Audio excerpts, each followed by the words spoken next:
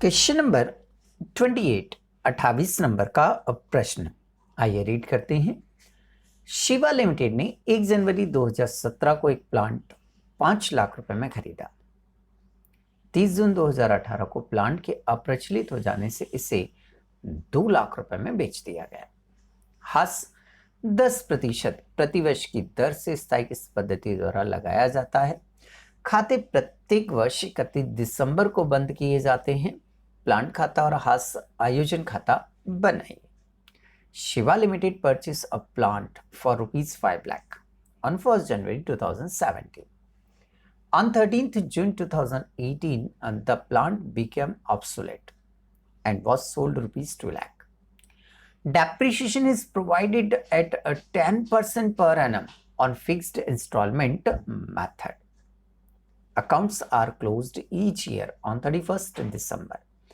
Prepare plant account and provision for a depreciation account. Yes, question read करने के बाद आइए इसे हम सॉल्व करते हैं। देखिए क्वेश्चन में कुछ नया दिया हुआ है। अब क्या नया है, क्वेश्चन को हम एक बार रीड करके समझ लेते हैं। तो उसने लास्ट में पढ़े, बिल्कुल लास्ट वाली लाइन पढ़े। उसने लिखा हुआ है प्लांट खाता और हास आयोजन खाता तैयार करिए। उसने क्लियर लिखा हुआ है कि प्रिपेयर प्लांट अकाउंट, यहां तक कुछ नया नहीं है। प्रिपेयर प्लांट अकाउंट यहां तक कुछ भी नया नहीं है, बट इसने जो आगे लिख दिया ना वो नया है। आगे उसने लिख कर दिया हुआ है कि and provision for depreciation account. अभी तक तो plant account, machine account, furniture account, building account हम बनाते आए हैं। पहला क्वेश्चन ऐसा आ रहा है जिसमें हमें प्रोविजन फॉर डेप्रिसिएशन अकाउंट क्या करना है, बनाना है। बना तो हम लेंगे, पहले ये समझ लेते हैं कि प्रोविजन फॉर डेप्रिसिएशन होता क्या है।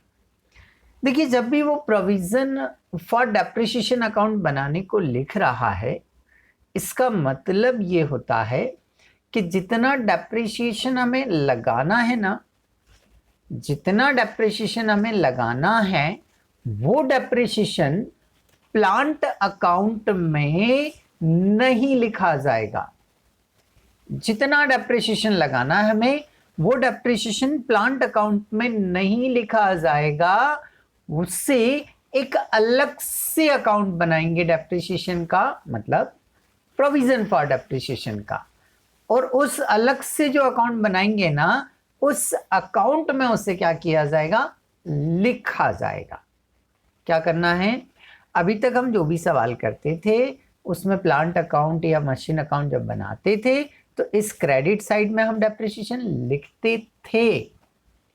अब नहीं लिखेंगे हम, क्योंकि अब उस डेप्रिसिएशन को मुझे अलग से अकाउंट बनाना है और उसी अकाउंट में उसे क्या करना है, लिखना है। ओके, तो देखते हैं। प्रोविजन का मतलब सीधा सा ये होता है कि वो आपके लिए एक तरह का फंड है, एक तरफ की लायबिलिटीज है। तो जो भी प्रोविजन अकाउंट बनाने को बोल रहा है वो आपकी लायबिलिटीज कहलाती है। क्या कहलाती है, आपकी लायबिलिटीज कहलाती है। तो चलिए पहला सवाल आ रहा है, हम इसको बनाते हैं डायरेक्ट और फिर समझते हैं कि इसको कैसे कैसे बनाया जाता है। सबसे पहले हमें जो अकाउंट बनाना होगा वो बनाना पड़ेगा। अच्छा, 2 अकाउंट बनाने हैं इसमें, एक प्लांट अकाउंट बोला और एक प्रोविजन फॉर डेप्रिसिएशन बोला है। तो हम जो सेकंड अकाउंट है प्रोविजन फॉर डेप्रिसिएशन, उसको पहले बनाएंगे। प्रोविजन फॉर डेप्रिसिएशन को पहले बनाएंगे और प्लांट को बाद में बनाएंगे।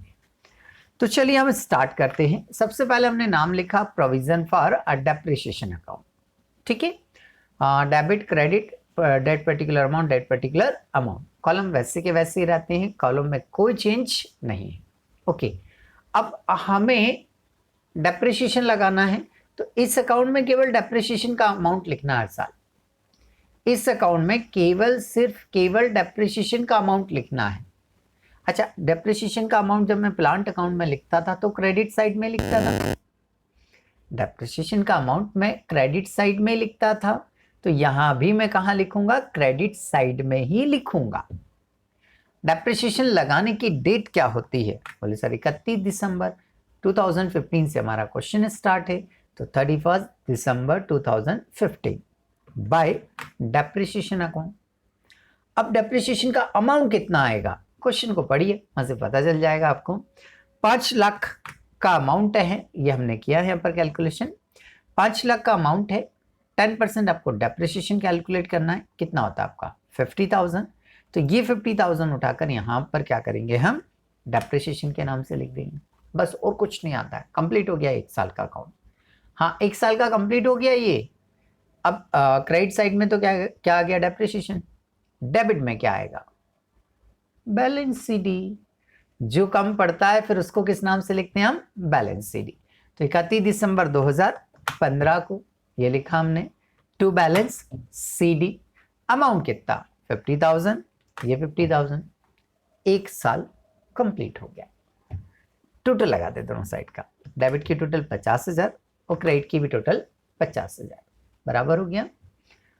अब ये जो बैलेंस डेबिट साइड आप देख रहे हैं, इसे डेबिट से उठाकर कहाँ लिख देंगे हम, क्रेडिट साइड में लिख देंगे। भाई डेबिट में है ना बैलेंस सीडी, तो ट्रांसफर कहाँ होगा, क्रेडिट में। हाँ, ये सही है, जहाँ कम पड़ता है वहीं बैलेंस सीडी लिखते हैं। तो अभी कम कहाँ पड़ा था, हमारे डेबिट साइड में, तो इसलिए हमने बैलेंस सीडी लिखा। अब ये बैलेंस सीडी उठकर इधर क्या हो जाएगा, ट्रांसफर हो जाएगा। तो डेट क्या आ जाएगी, 1 जनवरी 2016, 1 जनवरी 2016 बाय बैलेंस बीडी। अमाउंट कितना है, 50,000, तो ये 50,000 लिख दिया। ओके, फिर 31 दिसंबर को, वापस से 31 दिसंबर 2016 को बाय डेप्रिसिएशन।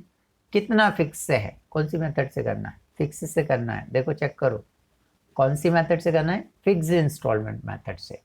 तो उसने 50,000 डेप्रिसिएशन फिक्स किया हुआ है। ओके, डेप लिखा, मेरा ईयर फिर कंप्लीट।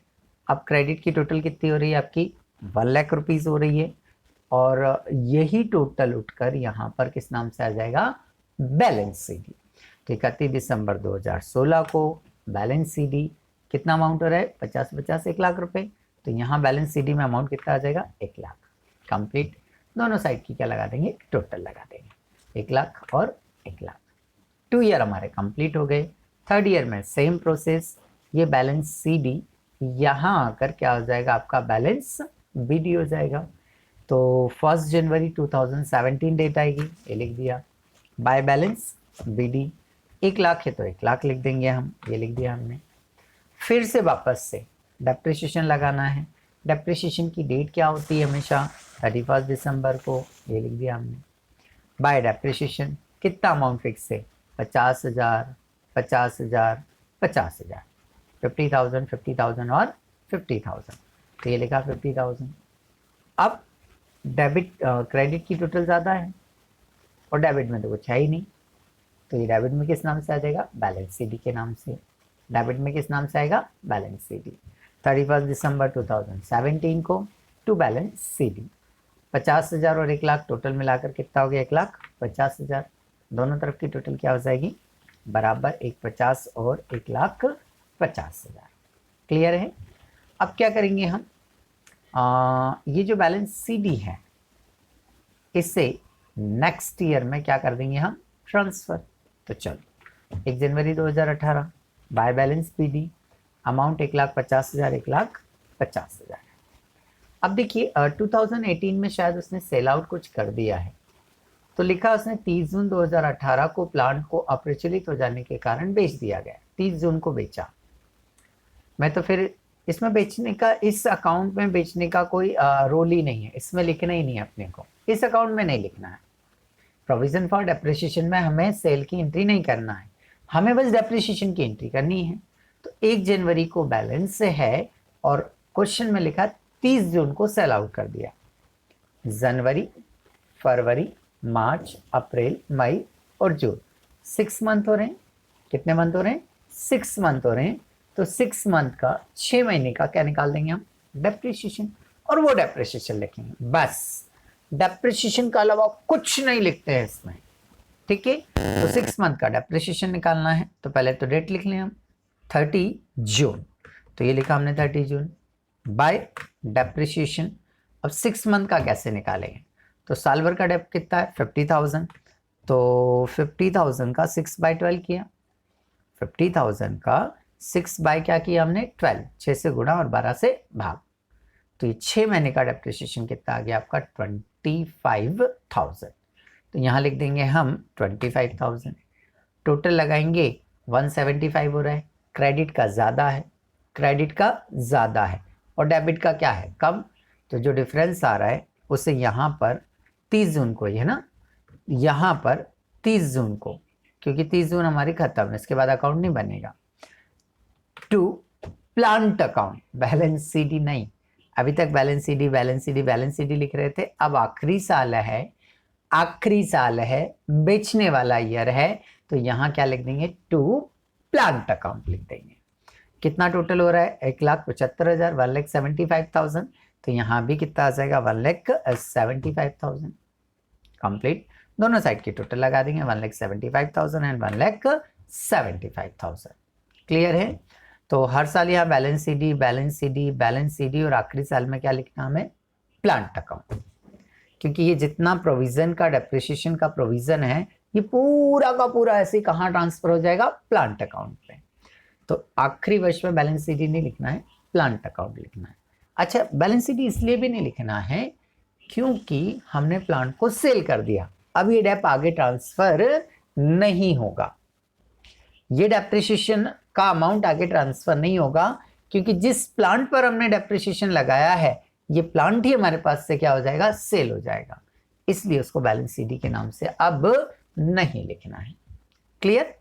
चल, तो ऐसे बनता हमारा प्रोविजन फॉर डेप्रिसिएशन। क्लियर है। एक बार फिर से देख लीजिए, क्रेडिट साइड में क्या लिखना है हमें डेप्रिसिएशन डेप्रिसिएशन डेप्रिसिएशन लिखना है, क्रेडिट साइड में डेप्रिसिएशन डेप्रिसिएशन डेप्रिसिएशन डेप्रिसिएशन लिखना है, और डेबिट में जो कम पड़ रहा है वो balance CD balance CD balance CD लिखना है। बैलेंस सीडी को अगले साल बैलेंस बीडी, बैलेंस सीडी को अगले साल बैलेंस बीडी, बैलेंस सीडी को अगले साल बैलेंस बीडी, और आखिरी साल में यहाँ पर बैलेंस सीडी नहीं आएगा, प्लांट अकाउंट आएगा। क्लियर। तो ये बना हमारा प्रोविजन फॉर डेप्रिसिएशन अकाउंट। अब इसका बनाना हमें प्लांट अकाउंट या मशीनरी अकाउंट, एक ही बात है। तो चलिए पहले कॉलम बना लेते हैं। ये लिखा हमने plant account, debit credit date particular amount date particular और अमाउंट। ओके, अब प्लांट यहाँ क्या चेंज होगा ध्यान से सुनिएगा। प्लांट को परचेस करा, ये मशीनरी अकाउंट ही हमारा है, ये जो है वो मशीनरी अकाउंट है, इसमें वही रूल लगाएंगे। तो जब मैंने मशीन को परचेस किया तो कहाँ लिखते हैं डेबिट साइड में, मशीन को प्लांट को परचेस किया तो कहाँ लिखना है डेबिट साइड में। तारीख क्या है 1 जनवरी 2015, तो ये लिखा हमने 1 जनवरी 2015। परचेस किया तो टू कैश अकाउंट, कितने में परचेस किया, बोले सर 5 लाख रुपए में परचेस किया। ओके, ये 5 लाख लिख दिया। अब यहाँ जो डेप्रिसिएशन लगता था, यहाँ जो डेप्रिसिएशन लगाते थे हम, लगाते थे ना, वो तो मैंने यहाँ लगा दिया। अब यहाँ डेप्रिसिएशन आएगा क्या, नहीं आएगा, यहाँ डेप्रिसिएशन नहीं आएगा, अब नहीं लिखेंगे। तो डेप्रिसिएशन नहीं लिखना है तो फिर उसके बाद क्या लिखते हैं हम बैलेंस, तो डेप तो नहीं आएगा, बाद बैलेंस आएगा। बैलेंस क्या 31 दिसंबर 2015 बाय बैलेंस सीडी। इधर कितना अमाउंट है 5 लाख, तो यही अमाउंट यहाँ आ जाएगा 5 लाख। टोटल दोनों तरफ की बराबर, ये 1 साल कंप्लीट हो गया। भाई कितनी चीज़ें लिखनी थी हमें, परचेस लिखना था, डेप लिखना था और बैलेंस निकालना था। तो परचेस की एंट्री तो मैंने कर दी, आप देख पा रहे हैं ये रही। डेप्रिसिएशन मैंने यहाँ लगा दिया तो यहाँ नहीं लगाएंगे हम, तो अब बचा क्या बैलेंस, इसलिए लास्ट अमाउंट को मैंने किस नाम से लिख दिया बैलेंस सीडी। क्लियर। अब ये बैलेंस सीडी उठकर इधर आ जाएगा 1 जनवरी 2016 टू बैलेंस बीडी। ओके, देखना 2016 में कोई मशीन परचेस की है क्या, पुलिस कुछ नहीं परचेस किया, ठीक है। तो अमाउंट भी ट्रांसफर कर लिया मैंने 5 लाख। अब इधर डेप लगाना है क्या, नहीं, क्योंकि डेप हमने यहाँ पर लगा दिया है, और जब डेप यहाँ लगा दिया है, आपने यहाँ लगा दिया है, तो फिर यहाँ डेप लगाने की ज़रूरत नहीं है। तो फिर क्या करेंगे सर, अरे 31 दिसंबर को बाय बैलेंस सीडी, 5 लाख का 5 लाख यहाँ बैलेंस सीडी हो जाएगा। टोटल दोनों तरफ की क्या हो गई बराबर हो गई। बैलेंस सीडी को यहाँ ट्रांसफर करेंगे 1 जनवरी 2017 को टू बैलेंस बीडी। अमाउंट कितना है 5 लाख। ओके, थर्ड ईयर में भी देखिए डेप्रिसिएशन तो यहाँ लगा दिया हमने, डेप्रिसिएशन कहाँ लगा दिया हमने, यहाँ लगा दिया, तो फिर यहाँ नहीं आएगा। डायरेक्ट बैलेंस सीडी फिर हो जाएगा 31 दिसंबर 2017 बाय बैलेंस सीडी, यही का ये अमाउंट यहाँ बैलेंस सीडी में आ जाएगा 5 लाख। टोटल दोनों तरफ बराबर कितनी हो गई 5 लाख। बैलेंस सीडी को अगले साल में 1 जनवरी 2018 को किस नाम से लिखेंगे, बैलेंस बीडी के नाम से। कितना अमाउंट है 5 लाख, ये 5 लाख लिखा हमने। ओके, अब देखिए इसमें क्या है, ये कौन सा ईयर आ गया आपका, फोर्थ वाला ईयर आ गया। और फोर्थ ईयर में 2018 में यहाँ मैंने प्लांट अकाउंट करके लिखा है, तो प्लांट का नाम, इस प्लांट अकाउंट का नाम यहाँ लिखा हुआ है डेबिट में। कहाँ लिखा हुआ है, डेबिट में। तो ये डेबिट से उठकर कहाँ आ जाएगा, क्रेडिट साइड में। उसके पहले देखना प्लांट को बेचा है क्या हमने, हाँ सर बेचा है। 30 जून 2018 को, 30 जून 2018 को इस प्लांट को 2 लाख रुपीस में क्या कर दिया गया, सेल। तो सेल की एंट्री कितनी स्टेप में होती है, 3। सबसे पहले तो बाय कैश लिखेंगे हम, तारीख लिखी 30 जून, बाय कैश कितने में बेचा, 2 लाख रुपए में। फिर 30 जून को डेप्रिसिएशन लगाना है हमें, क्या लगाना है, डेप्रिसिएशन। ये डेप्रिसिएशन लिखा, बट डेप ना लिखते हुए क्या लिखेंगे, बाय प्रोविजन फॉर डेप्रिसिएशन। और ये जो 1,75,000 अमाउंट है, ये डेबिट से उठकर कहाँ जाएगा, क्रेडिट। इस प्लांट पर पूरे 3.5-4 साल का डेप्रिसिएशन कितना है, 1,75,000। तो ये जो अमाउंट यहाँ डेबिट में था वो यहाँ पर किस नाम से आ गया आपका, क्रेडिट में आ गया। क्लियर, इस खाते से ला रहे हैं इसलिए इस खाते का नाम लिख दिया हमने। ये कौन सी स्टेप हो गई, दूसरी। तीसरी स्टेप ये चेक करते हैं कि प्रॉफिट हो रहा है या लॉस। 5 लाख वैल्यू है और डेप्रिसिएशन से और बेचने से 375 मिल रहे हैं, इनकी टोटल की बात कर रहा हूं मैं। बेचने से 2 लाख और डेप्रिसिएशन से 175, तो टोटल कितने मिल रहे हैं आपको, 3,75,000। वैल्यू 5 लाख है, मिल रहे हैं 3,75,000। कम ही तो मिल रहे हैं, तो जो कम मिल रहे हैं वो लॉस हो जाएगा, और लॉस हो गया तो इसी तारीख को by profit and loss account. 5 lakh में से 175 को क्या करेंगे हम, 375 को क्या करेंगे हम, लेस करेंगे। 5 लाख में से 375 को लेस करेंगे तो जो डिफरेंस आएगा वो हमारा P&L हो जाएगा 1,25,000 रुपये। बस हो गई तीनों स्टेप कंप्लीट। एक ही मशीन थी वो भी बेच दी हमने, खत्म। अब कुछ नहीं लिखना है, टोटल दोनों साइड लगा दीजिए, इधर भी 5 लाख और इधर भी 5 लाख, कंप्लीट। अब आप देखिए क्वेश्चन में तो ये और सरल हो गया। यहाँ डेप ना लिखते हुए हर बार क्या लिखना है, बैलेंस सीडी, और इस बैलेंस सीडी को यहाँ क्या करना है, बैलेंस बीडी। जब बेचना है तो वही की वही 3 step. By cash sales price लिखना है, बाय डेप ये वाला आ जाएगा पूरा, तो ये लिख दिया हमने। फिर इन दोनों को हर सवाल की तरह इस सवाल में भी मैंने जोड़ा, 375 हो रहा है। 5 लाख में से 375 लेस करेंगे तो 1,25,000। टोटल दोनों साइड की क्या हो गई, बराबर। तो ऐसे करके आपका ये क्वेश्चन यहाँ पर कंप्लीट हो जाता है।